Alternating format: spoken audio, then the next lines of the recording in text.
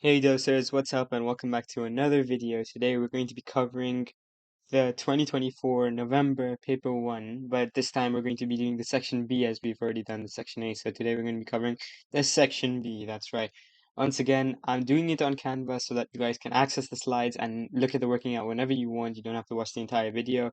Along with the Canva slides in the description below, I have attached a link for tutoring one-on-one with me, half an hour, anytime that you want, anytime that you can pick on the link, completely for free. So go ahead and use that if you want to. Let's get into today's video. So this is our first question. So consider a cylinder of radius 4r and height h. A small cylinder of radius r is removed from the center to form a hollow cylinder. This is shown in the following diagram. So we see a cylinder and then a smaller cylinder made inside that. So the total surface area of the hollow cylinder in centimeter squared is given by S. And the volume of hollow cylinder in centimeter cubed is given by V. So the first question that they ask us is show that surface area is equal to 330 pi r squared plus 10 pi r h. So I want you to pause the video and have a go. So hopefully you pause the video and had a go. So now let's start solving this. So we're doing first part, we're doing A. So 10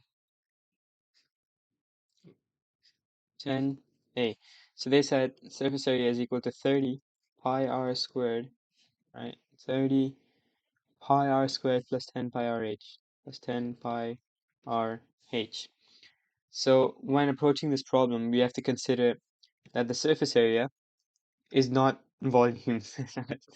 It's kind of stupid to say that, but I just want you to remember that surface area means basically just the outer layer, like the skin of this cylinder over here. The skin of this and the inside of this. Not this part over here, mainly just the outside like areas, you know? This is what we're considering when we say surface area. Like this part, this sheet is what a surface area is. So we have to calculate it separately. There's a formula that we have for cylinders and there's a formula that we have for circles. So let's write down both of them first. So the surface area of cylinder is 2 pi r h. Surface area of circle, just the area of a circle is pi r squared. So now when we see this, we see that they're asking us to find the area of the surface area of the hollow cylinder. So that means that this surface area plus this surface area plus the areas of both circles at the bottom. So we know that there are two circles at the bottom and the top. There are two circles, and both of them have been split in the same way.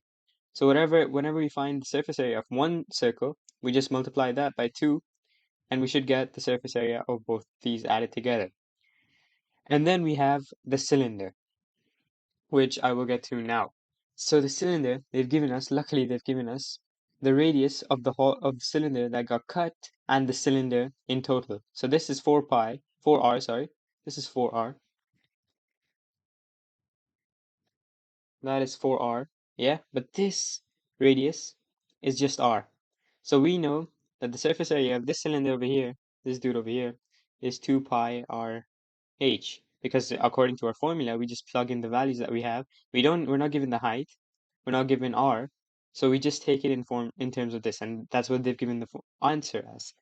But the radius and the surface area of this um of this entire bigger cylinder over here, this big cylinder, would be 4r as the radius. So 2 pi times 4r times h. That's what the surface area of this big cylinder would be. And now to find of one circle, the area of one circle, what we have to do here is that we take the big, let's first ignore this. Let's say this is filled in. So what would be the area of this circle over here? Just this circle over here. The area of this circle would be pi times 4r squared. But now we remember that, oh shit, this part isn't actually filled in. So what are we going to do now? We should subtract the area of this circle. So we do minus pi, take the radius of this small circle, which is r, So pi r squared minus pi r squared. And remember, there are two circles, like we said over here, two circles. So we multiply this by 2 to consider both this and that. So now that we have all our equations, we just write them down and compose them together. So 2 times pi r, pi 4r squared minus pi r squared plus 2 pi times 4r h plus 2 pi r h. That is our entire equation, if I am not wrong. Let me just check real quick. Yes, that is. So we just add them all together, and remember we're doing the subtraction and we've calculated all the values. This is for the big cylinder, this is for the smaller cylinder, and once you solve for this, you should get an answer of 30 pi r squared plus 10 pi r h. That should be the answer, which we have gotten over here. They've given us, it's a proving question, so they've given it to us. Part B. So the total surface area of the hollow cylinder is 240 pi centimeters squared. Show that the volume is 360 pi r minus 45 pi r cubed. And this is a 6 marker. So let's get started. Oh, come on. Zoom out. Zoom out. Zoom out. Can't even zoom out.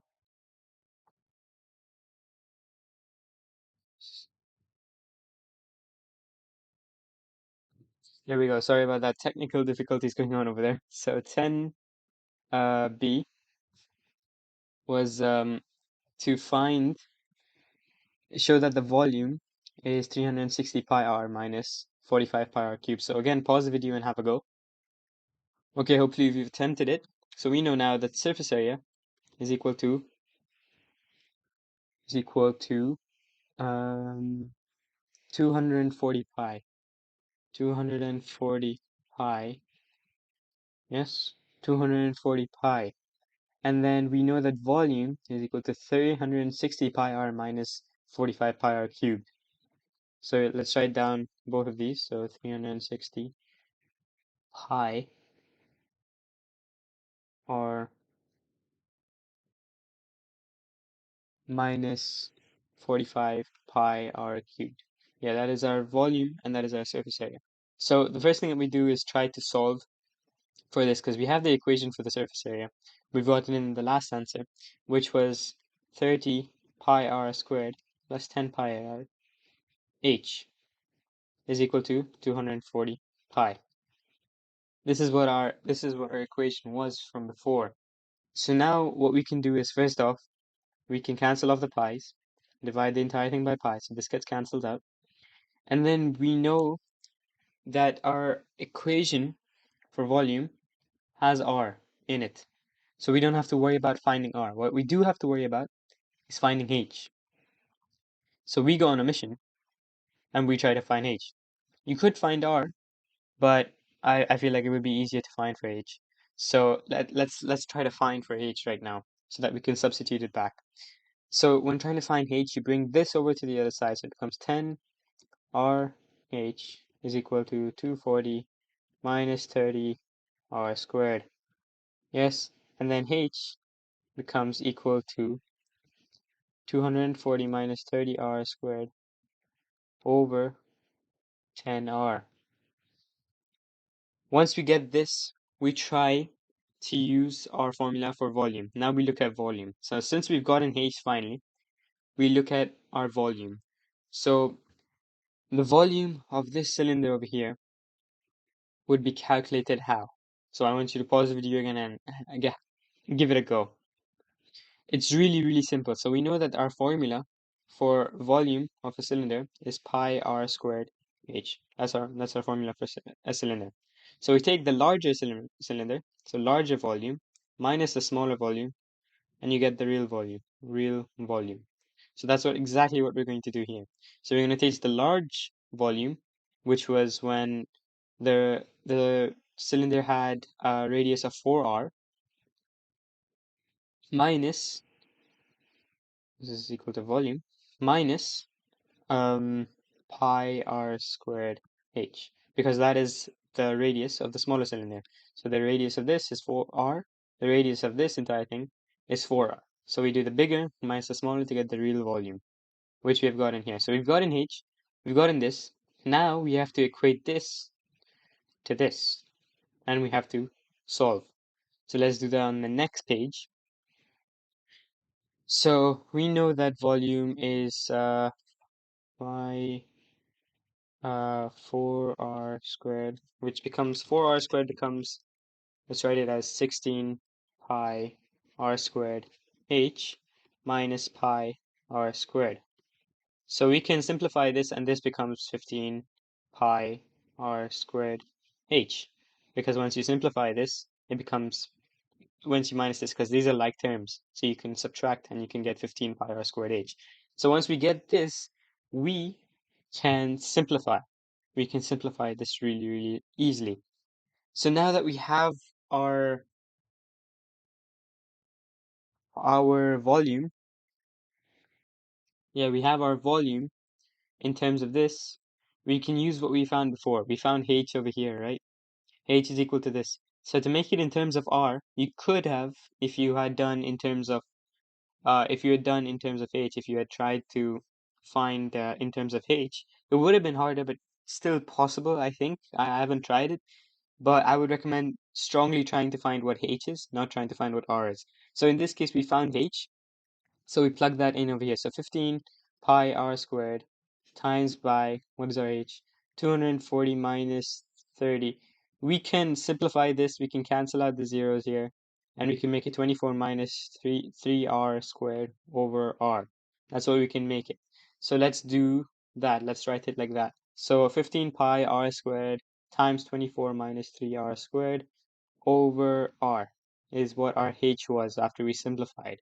So we have gotten this, and then we expand this. So once you multiply these values, you should get an answer of, once you multiply these values, 15 times 24 is 384, 384, 384 pi r minus 48, 15 over r, 15 15 pi r cubed minus 24 pi r plus 3 pi r cubed. So obviously I've done the working out before on a separate page, and right now I'm just adding up like terms. Once you expand this, you can expand this, the r's cancel out, and then you multiply by the values, and then you should get this, which should simplify to 360 pi r minus 45 pi r cubed. If you've gotten to this step and can move forward, because maybe you can't do 15 times 24 in your head, or you can't like do multiplication without the calculator, it's completely fine as long as you understand the steps that we've taken to get this stage. I say if you get to this stage, you get a solid 4 to 5 marks anyhow. So it's good. And the main thing that I want you to understand is how we got to this stage over here. So let's move on to part C. For that, let's create a page over here. Go, a couple extra pages. All right, so part C is find an expression for dV over dr. Beautiful question over here. Beautiful. So they've given us V. So C is V is equal to 360 pi r minus 45 pi r cubed. So this question, they've asked us what is dV over dr. So if you don't know yet, this symbol over here, dV over dr, implies differentiation. So basically what they've asked us here is differentiate volume with respect to r. So volume with respect to r. So volume with respect to r, what you do is you use your differential formula. You use the way you do differentiation, essentially. It's not really a formula or anything. It's just you differentiate with respect to r. So when you differentiate with respect to r, you get a value of 360 pi, because r is to the power of 1. So 1 times 360 pi gives you 360 pi. And then you do 1, because it's to the power of 1, you do 1 minus 1, which becomes r to the power of 0, which is just 1. So times by 1. Now for this value over here, when you differentiate this, this is to the power of 3. So you do 3 times 45 pi. So this becomes 3 times times 45 pi, right? And then 3 minus 1, because that's how you differentiate. As soon as you multiply the power, you minus 1. So this becomes 3 minus 1 is 2. There, you got your differentiated value. And once you expand this, you get 360 pi minus 135 pi or squared. That is C done. Easy marks, guys, easy marks. It's not that bad, see? So now let's move on to part D. So part D says the hollow cylinder has its maximum volume when R is equal to P times square root 2 over 3, where P is element of Z plus. Find the value of P. Now I don't want you to get confused. It's like maximum volume, how the heck am I supposed to find that? You're supposed to find it by thinking of your volume equation. They've given you this equation. They haven't given you what R is over here for a reason. They want you to think of this as a function. The function has a maximum point, does it not?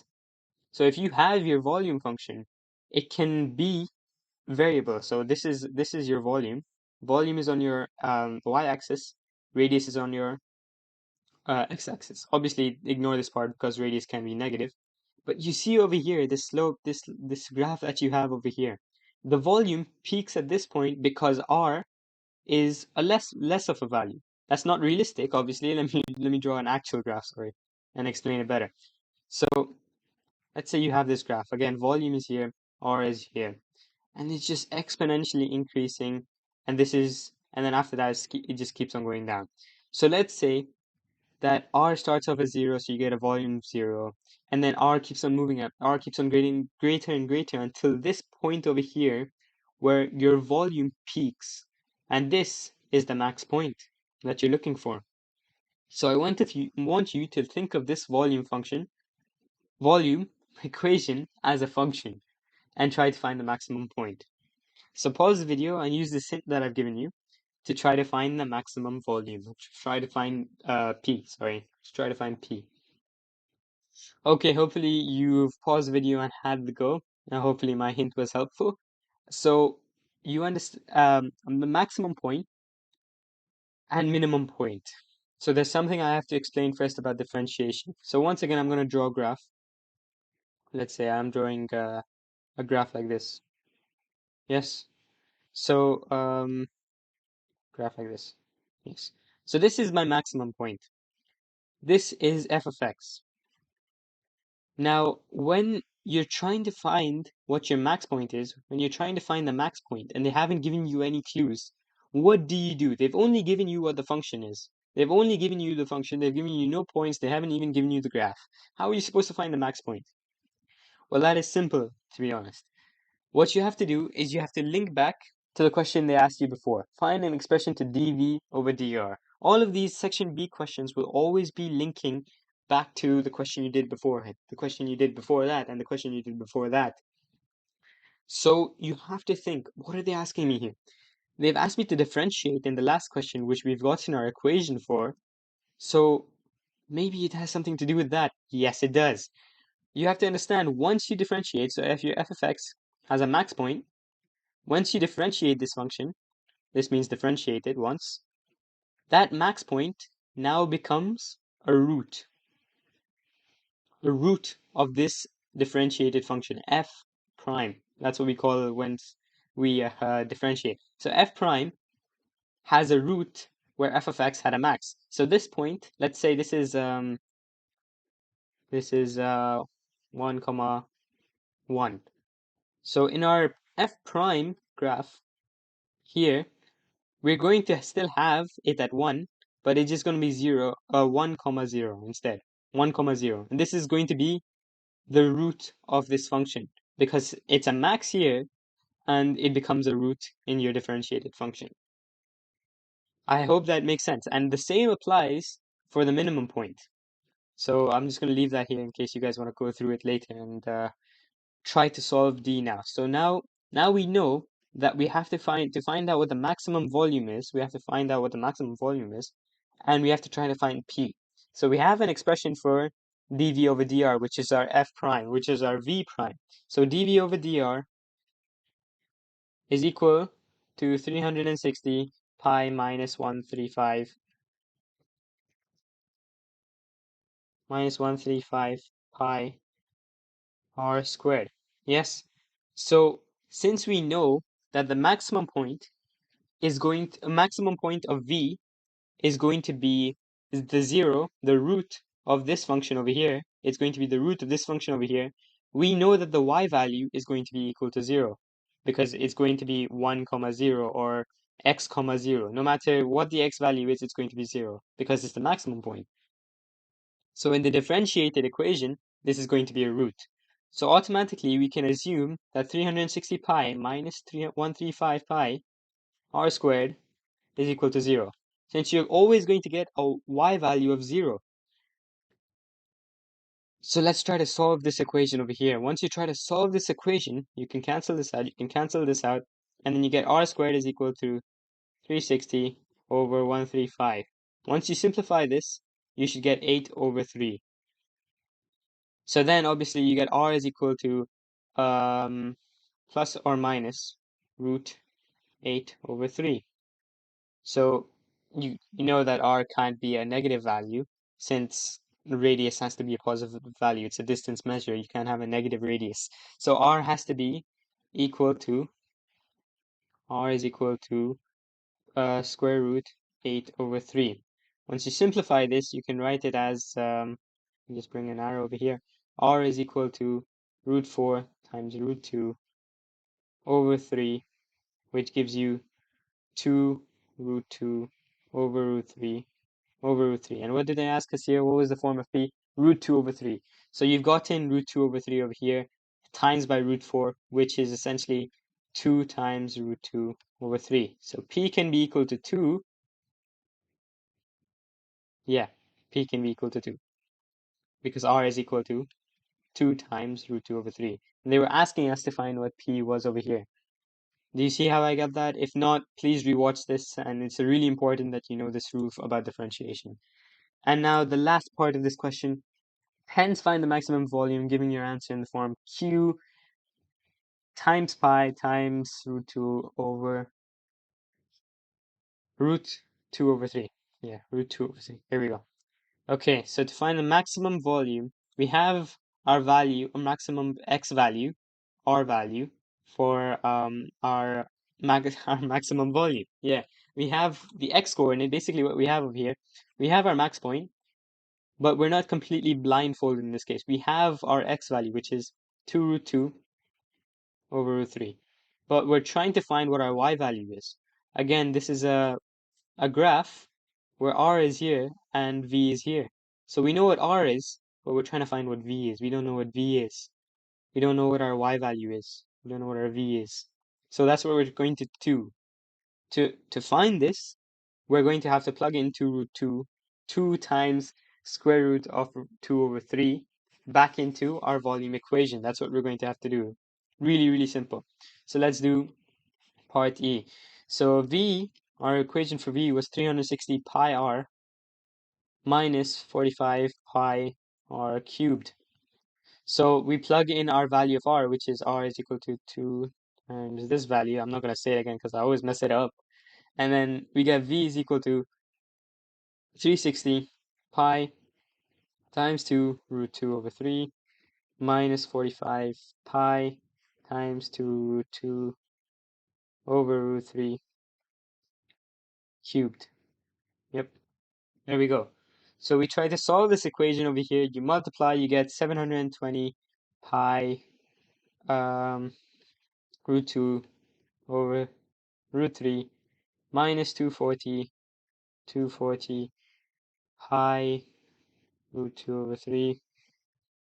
And then once you subtract these values, you should get a value of 480 pi root 2 over 3. That is your maximum volume. This is your answer to E. Very simple. All you have to do was plug in the value of R back into your original equation to get the maximum value.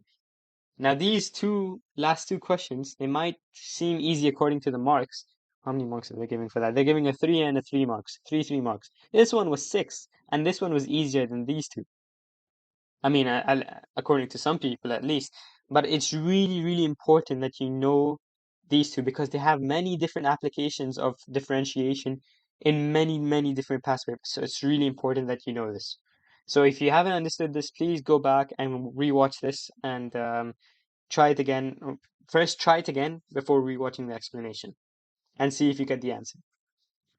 Okay, let's move on to question 11 now. Now, this also has a lot to do with differentiation. So, a curve is given by equation y is equal to e to the power of 2x minus 1 over e to the power of 2x plus 1.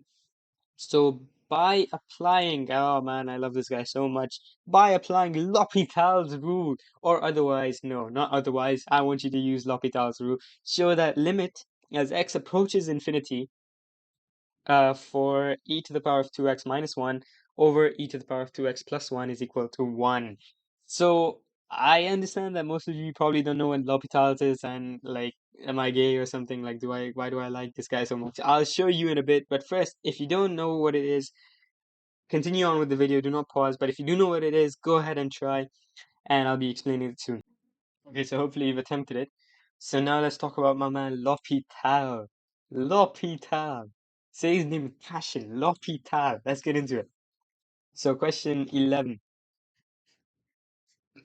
Hey, they've asked us, by applying L'Hopital's rule, or otherwise, show that limit as x approaches infinity, this function is equal to 1.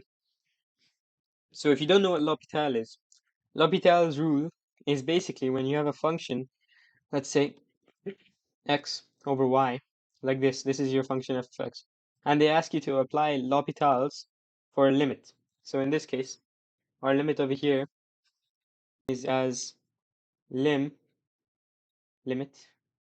as x goes to infinity. So that means as x goes from whatever x starts off and goes all the way to infinity. So let's say x started off at 1 and ends up 2, 3, 4, all the way to infinity.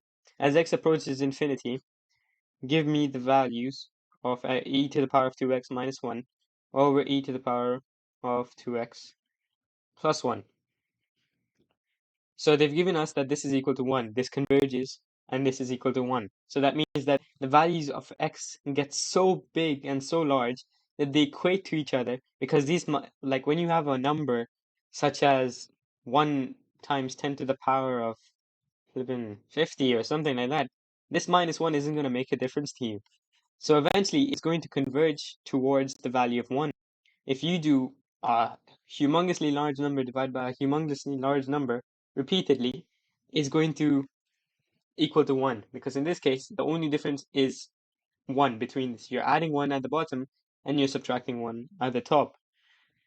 So that's the only difference. They're asking us to prove this. Obviously, through common sense, you can link that, okay, yeah, eventually it will converge towards 1, but you can't really write it will converge due to common sense. You know, you can't really write that. You have to show some proof. So that's where L'Hopital comes in.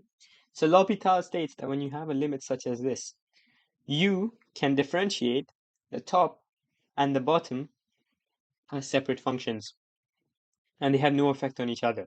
So L'Hopital said that there are 3 rules in differentiation. So there's the quotient rule, there's the chain rule, and then there's the product rule.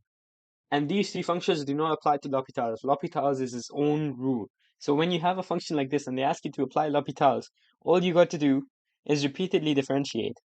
You got to differentiate until you get that x will be approaching, the limit as x approaches infinity will be equal to 1. And that's how it's proved. So let's start off with differentiating. It'll make more sense once I differentiate.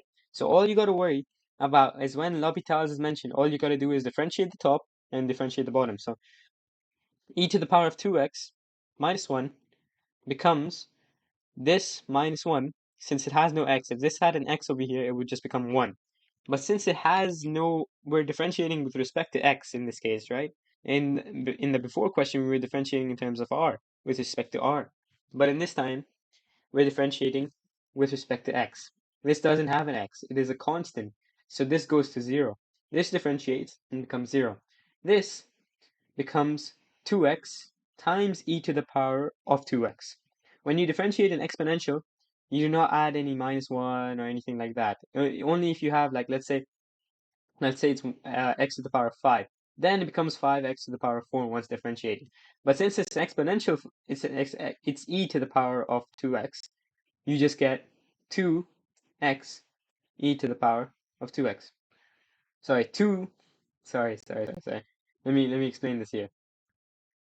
When you differentiate this, you differentiate this as a separate thing and this separately. So when you differentiate e to the power of 2x, you differentiate it the same way. You still bring this guy down here. But since this is 2x, you have to differentiate this first. You differentiate this. You differentiate 2x and you get 2. That is the real thing that you bring over here. That is what you bring over here.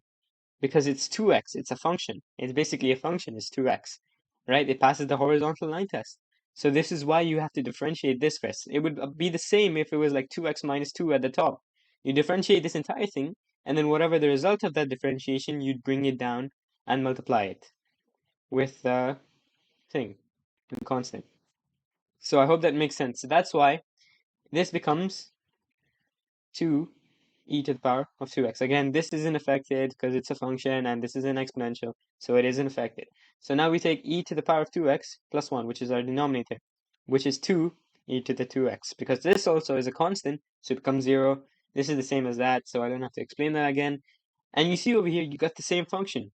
So in reality, as lim x approaches infinity, you have to write this, by the way, 2 e to the power of 2x over 2 e to the power of 2x.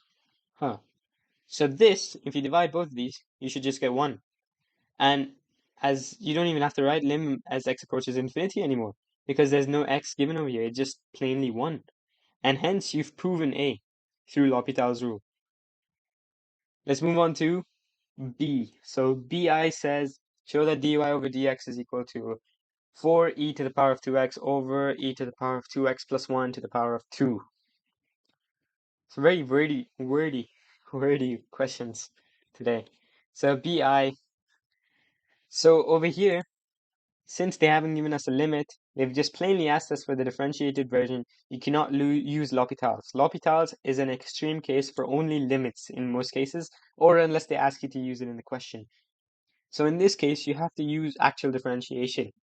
And that means since you have a fraction over here, fraction of functions, you have to either use quotient rule or product rule. So you're probably wondering, if you don't know what product rule and quotient rule is, I'm going to show you now. Okay, so this is quotient rule, and this is product rule. This is product rule or quotient rule. So in this case, you can relate more to quotient rule as our function, as given over here, dy over dx, and this function over here. We've asked for dy over dx, so we have to differentiate this over here. And this is clearly in the form of u of x over v of x. So quotient rule is when you do v, function v, times u prime. So you differentiate u prime, and then you multiply by v, and then that minus u times v prime over v squared. That's how you do differentiating for quotient rule. So let's take our function and let's start to differentiate. So we use quotient rule here. So first, let's just write down the function that we have. So y is equal to e to the power of 2x minus 1, e to the power of 2x minus 1 over e to the power of 2x plus 1. So to differentiate this, you have to use quotient rule. So we have our u of x and we have our v of x. So first we take v, so v normally. So we have e to the power of 2x plus 1. This is v of x. This is u of x. E to the power of 2x plus 1 times by this differentiate. So it's 2e to the power of 2x. And then that minus v prime times u this time. So it's, e to the power of 2x minus 1 this time, times by 2e to the power of 2x over e to the power of 2x plus 1 squared, because that's v squared. E to the power of 2x plus 1 squared. That's our quotient rule completed, and that's our differentiated form. Obviously, we have to simplify, and it's a really lengthy process, but in the end, as long as you've gotten to this step, the simplification is easy enough, so you just get the value 4e to the power of 2x over e to the power of 2x plus 1 squared. That's what you should end up with, and that's what they've given in the question that you have to prove. So they've given a follow-up too. So in BII, they've asked, hence show that 1 minus y squared is equal to dy over dx. So I know you must be wondering, how are you going to do this question? So this is where I apply with pause the video and give it a go anyway. So hopefully you've had a go at it now, and now I shall begin to explain this over here. So to figure this out, you have to remember our original function. You have to remember what we found in part BI and then solve. So we'll write down our first equation first. So 1 minus y squared is equal to dy over dx. So we know y is equal to e to the power of 2x minus 1 over e to the power of 2x plus 1. Yes, yes, yes, yes. Okay, yes. So we have this. So we can kind of relate because we have dy over dx too. We have dy over dx is equal to 4e to the power of 2x over e to the power of 2x plus 1 squared. So if we have both of these, technically nothing's stopping us from solving and replacing and substituting dy over dx with this and y with y squared. So let's just go ahead and do that. Let's see where it takes us. So 1 minus e to the power of 2x minus 1 over e to the power of 2x plus 1. That squared is equal to 4e 2x over e 2x plus 1 squared. So now we have both of our functions replaced, dy over dx and y. So what are we going to do from here? Exactly, like what can we even do from here? I'm gonna be honest, I was as confused as you. So it's really simple. I just want you to try one more time. If you haven't gotten to this step, pause the video and try again from here.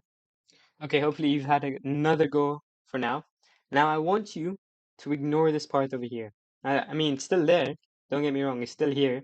But I just want you to remove this for now. I don't want you to focus on this right now. I want you to try to make this equate to this without like considering this whatsoever. So just simplify this essentially. So how would you do this? So you would first write it as 1 minus e to the power of 2x minus 1 squared over e to the power of 2x plus 1 squared. So now since we have 1 over here, we can replace this with e to the power of 2x plus 1 squared over e to the power of 2x plus 1 squared, because that is 1. So we write e to the power of 2x plus 1 squared over e to the power of 2x plus 1 squared minus e to the power of 2x minus 1 squared over e to the power of 2x plus 1 squared. I did this because both of them are the same. Like, both of them are the same, so they can cancel out and equate back to 1. This is still equal to 1. I have not changed anything about that. I've just replaced it so that we have a common denominator over here, and we can do some subtraction. So once we have this, we can write it as e to the power of 2x plus 1 squared minus e to the power of 2x minus 1 squared over e to the power of 2x plus 1 squared. You see how we got a simplified version? And now, if we simplify this, if we expand the brackets, we should get e to the power of 4x plus 2e to the power of 2x plus 1 minus e to the power of 4x minus 2e to the 2x plus 1.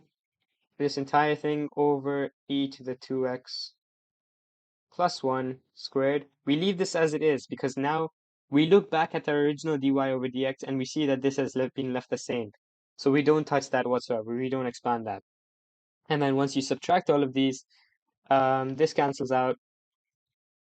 Uh, this becomes positive. This is subtraction there. This cancels out with that. This cancels out. This cancels out with that. Negative. Yeah, there's a negative sign over here, so that applies to the entire function. Like this should be in brackets. So yeah, this cancels out completely, and you should get 4e to the 2x over e to the 2x plus 1 squared. That is what dy over dx was equal to, so we have gotten our final value, and hence it is proven that 1 minus y squared is equal to dy over dx. Let's move on to CI. CI.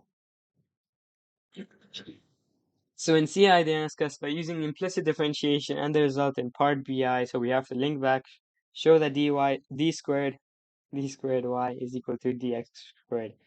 So this might seem really hard. Like, how am I supposed to differentiate this entire thing by quotient rule, again, to get d squared y over dx squared? And the hint actually is when it says part BII. So if you do or do not know what implicit differentiation is, I still want you to have a go and use this hint that I've given you. If not, I will explain what implicit differentiation is after this. Okay, hopefully you had a go at the question, and hopefully you haven't taken too long.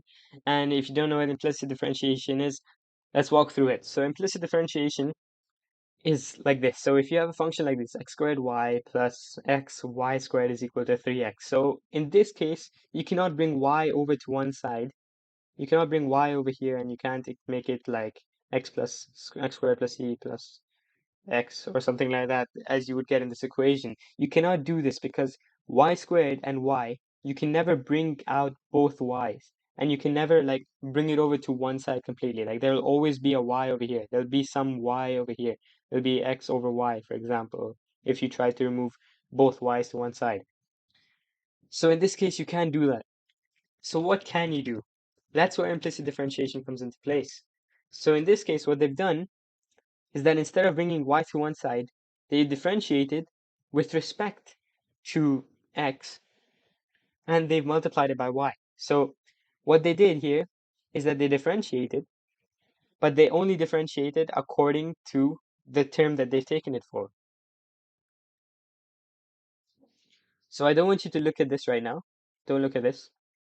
I just want you to see that they multiplied d dx because they're differentiating with respect to x, and they're differentiating with respect to x. That's basically what it shows. They're showing that they're differentiating. So how do they do this? So x squared y plus x y squared is equal to 3x. So to differentiate this, you first take each singular term. So you take x squared y. Let's take x squared y. So the first thing that I target is to x squared.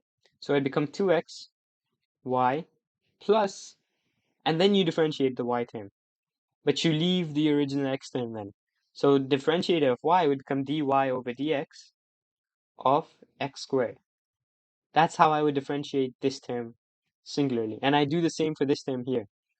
And that's how you get to dy over dx coming over to one side.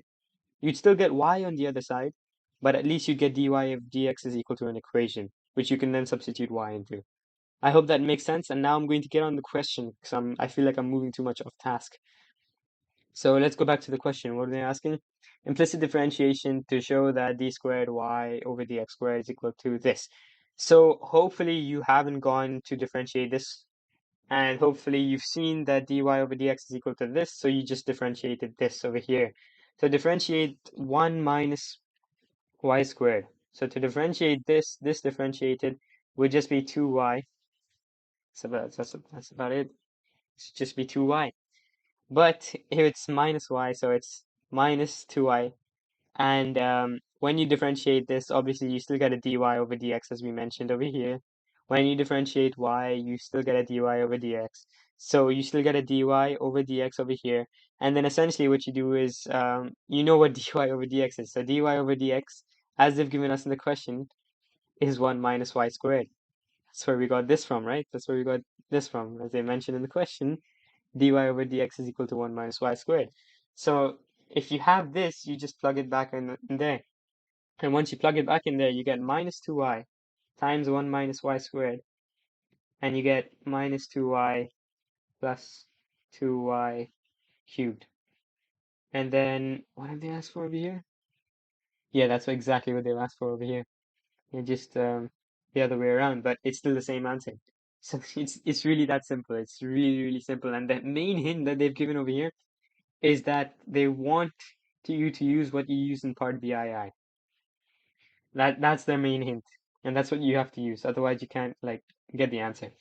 Now let's move on to part 2 of question C. So they say hence find the expression of d cubed y over dx cubed in terms of y. So I want you to pause the video and have a go. This time they haven't given us any hints, however. So I want you to pause the video and have a go.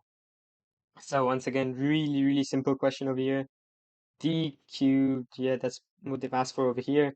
And you know what, d squared, this is equal to d uh, over, like that. You know that this is equal to the squared version of it, so you just take this. So d squared dy d squared y over dx squared is equal to, we get minus 2y cubed minus 2y, as we got in the last question. Yes? And then you differentiate this. You differentiate this to get 6y squared minus 2 is what you get after differentiating this. But again, you get the dy dx on both of these values. So you still get dy over dx times this and dy over dx here because you're differentiating y. And then you bring this out. You bring dy over dx out. So 6y squared minus 2 times by dy over dx. And since you already know what dy over dx is, as I mentioned over here, it is equal to 1 minus y squared. You just replace that over here. So you do 6y squared minus 2 times by 1 minus y squared, which should give you 8y squared minus 6y 6y to the power 4 minus 2 is what you should get. Easy, easy, easy stuff, guys. Now, this is the only part that I think most of you will struggle with. So by using your results from part B and C, find the Maclaurin series for e to the power of 2x minus 1 over e to the power of 2x plus 1 up to and including the term x cubed. So again, I want you to pause the video and have a go. If you don't know what Maclaurin series is, again, I'm going to be explaining it. So pause the video and have a go. So hopefully you've had a go at D now. And if you haven't and you don't know what Maclaurin series is, let's go through it. So this is Maclaurin series. So Maclaurin series is like this.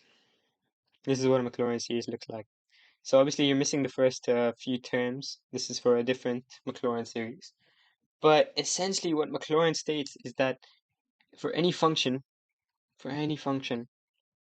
this is how you write its terms. This is how it's a repeated sequence. So n can be anything that you want. And n times n plugged in here should give you the value of that Maclaurin series. So let's say in our equation that they've asked us here, yeah? What have they asked us for? For the repeated sequence, which is a Maclaurin series, so it's a series, and it's repeated. And they've asked us, including the term x cubed. So when you're trying to find a Maclaurin series, when you're trying to find a repeated unit, they're basically asking here for all the terms until x cubed. So all the terms before this, so in this case, just x squared, if we were taking it. But this is not the Maclaurin series for our function. So when they ask us for a Maclaurin series, we have to use this formula over here. We have to calculate each and every one of these. So we have to find f of 0. We have to find f prime of 0. We have to find f double prime of 0. Yes? So that we can plug it back into this equation. Now this equation that we have over here is not right. It's just an example. So I want you to ignore this real quick, and I just want you to focus on this for now. So once you found out, this is step by step on how to do Maclaurin series, by the way.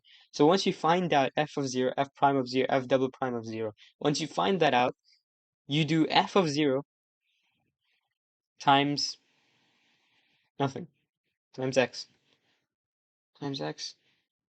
Sorry, not times by x, times by nothing, times by 1, times by 1. And then that added to f prime of 0 times x. And then that plus f double prime of 0 over x squared over 2 factorial.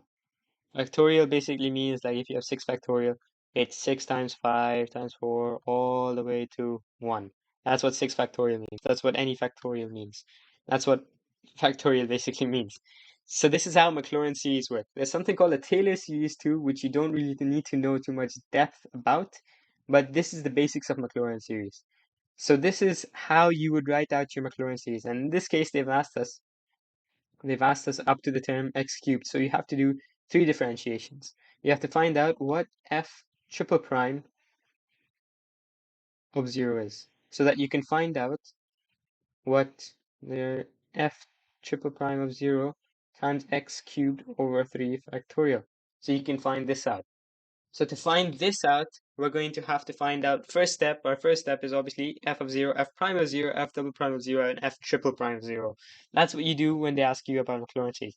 And they will never, to this day, they have never asked you about a Taylor series. It's always Maclaurin series, so never ever interchange this with any number. It should always be 0. F of 0, f prime of 0, f double prime of 0, f triple prime of 0.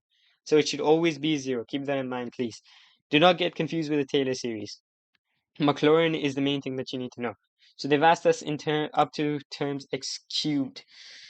So let's start. So y of 0. So f of 0. But they've given us the function in terms of y. So I'm going to write it in terms of y. So y of 0, when you plug it in, you get e to the power of 0 minus 1, which is 0. And then you don't have to do anything on top of that. You know that the numerator is 0, so automatically this is going to be 0 also. Y prime of 0. Now let's look at y prime of 0. So where do we find y prime of 0? We found y prime of 0 here. So y prime of 0, you plug in over here. So it's 4 times e to the power of 0, which is just 4 at the top. And then e to the power of 0 plus 1. So 1 plus 1 is 2. 2 to the power of 2 is 4. So 4 over 4 is 1. So this is equal to 1. Y double prime of 0. Now let's look at y double prime of 0. So y double prime of 0, where did we find y double prime of 0? This was y double prime of 0. So y double prime of 0 is just 0, since minus 2 times 0 plus 2 times 0 to the power of 3 would just be 0. So y triple prime of 0 is 0. Oh, I think I'm messing that up. I think I messed that up somewhere. No, I'm wrong. Sorry, I'm wrong. Sorry, I was actually tweaking. This is this is y triple prime of 0. So y double prime of 0, this is y double prime of 0, and that is still that is what am I saying today? What am I doing today? So y prime of 0 is 1, because this is our equation for y prime. This is dy over dx. Y double prime is this, so this is equal to 0. So we got y double prime of 0 is equal to 0. Now let's look at y triple prime now. So y triple prime is this equation that we have here. So y triple prime, this would become 0, this would become 0, and you'd end up with minus 2. So this is equal to minus 2. Now let's follow our Maclaurin series rule. So f of 0 times 1. So f of 0, we have f of 0, y of 0, 0 times 1, 0. Fine. We just leave it as it is. Plus y prime of 0 times x. Y prime of 0 times x. So we get 1 times x. Fine. Move on. Let's move. See? Really, really simple. You just follow the rules. Y double prime of 0 times x squared over 2. So 0 times x squared over 2. And that's still 0. But they've asked us up to x cubed, right? So that means x cubed is going to have a value. And then this plus y triple prime of 0 times x cubed over 3 factorial. So that becomes minus 2 times x cubed over 3 factorial. Okay, what happened there?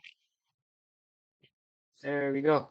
And that is our complete Maclaurin series up to x cubed. So now let's simplify. This becomes 0 plus x. This becomes 0. And then this becomes minus 2x cubed. 3 factorial, again, is 3 times 2 times 1, which is just 6. So this over 6. So this is equal to x minus x cubed over 3. That is our final chlorine series value. That is what they've asked us for, and that is what we've given them. And that is the complete section B for you right here. Done and dusted, finally. Oh, I thought this would never end. Thank you so much for watching today's video. As a reminder, I'm just telling you once again that the Canva link is below, and the Canva slides are below, and the tutoring link is also below, which is completely free. Thank you for watching today's video. Take care and have a good day.